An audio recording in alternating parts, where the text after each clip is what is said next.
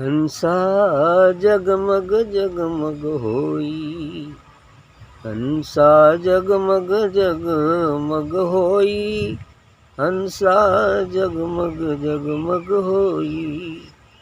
बिन बादर जहाँ बिजली चमके, अमृत बरसा होई। बिन बादर जहाँ बिजली चमके, अमृत बरसा होई। ऋषि मुनि देव करें रखवारी, ऋषि मुनि देव करें रखवारी, पिए न पावे कोई। हंसा जगमग जगमग होई, हंसा जगमग जगमग होई। रात दिवस जहाँ नहद बाजे, धुनि सुनि आनंद होई। रात दिवस जहाँ नहद बाजे, धुनि सुनि आनंद होई। ज्योति बरे साहेब के निस दिन, ज्योति बरे साहेब के निस दिन, तक तक रहत समोई। सार शब्द की धुनी उठत है, बूझे बिरला कोई। सार शब्द की धुनी उठत है, बूझे बिरला कोई। झरना झरे जूह के नाके, झरना झरे जूह के नाके, पियत अमर मद होई। हंसा जगमग जगमग होई, हंसा जगमग जगमग होई। झरना झरे जूह के नाके, पियत अमर पद होई। हंसा जगमग जगमग होई, हंसा जगमग जगमग होई। साहेब कबीर प्रभु मिले विदेही, चरणन भक्ति समोई। साहेब कबीर प्रभु मिले विदेही, चरणन भक्ति समोई। चेतन वाला चेत प्यारे, चेतन वाला चेत प्यारे, नहीं तो जात बहोई।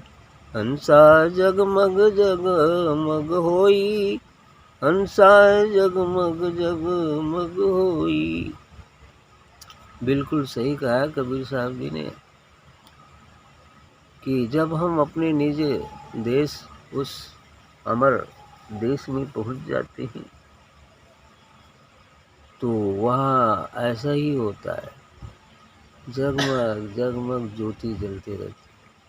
जब कभी शादी ब्याह पड़ जाता है या कोई आयोजन होता है, बहुत सारी बत्तियों को जला दिया जाता है और जला दिया जाता, चारों तरफ जगमग जगमग प्रकाश ही प्रकाश दिखता है। तो यहाँ बिना बत्ती का प्रकाश है, यहाँ तो बत्ती जला देते हैं। वहाँ तो केवल प्रकाश है, बस पिंड कुछ भी नहीं है, केवल प्रकाश है, परम ज्योति है बस। इसलिए कहते हैं कि हंसा जगमग जगमग होई, मैंने बिल्कुल जगमग जगमग वहाँ दिव्य प्रकाश व्याप्त रहता है। और क्या होता है, बिन बादल जहाँ बिजली चमके, अमृत वर्षा होई। तो वहाँ बादल नहीं है इस संसार में।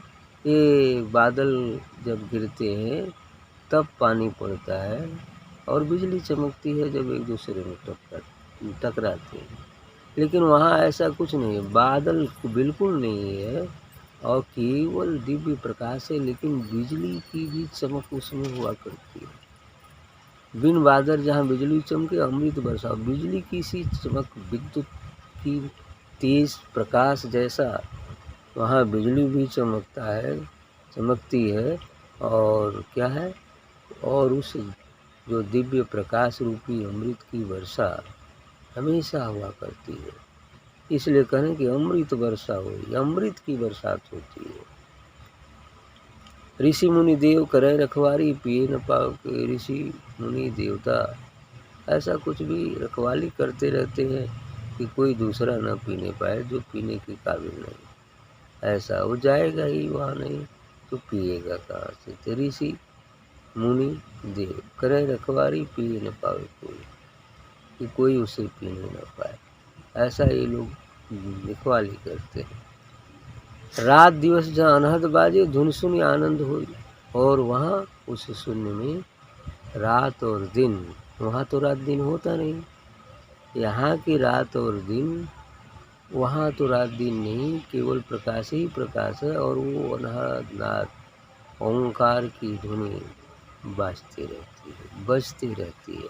अर्थात वो दिव्य प्रकाश झरती रहता है, झरती रहता है।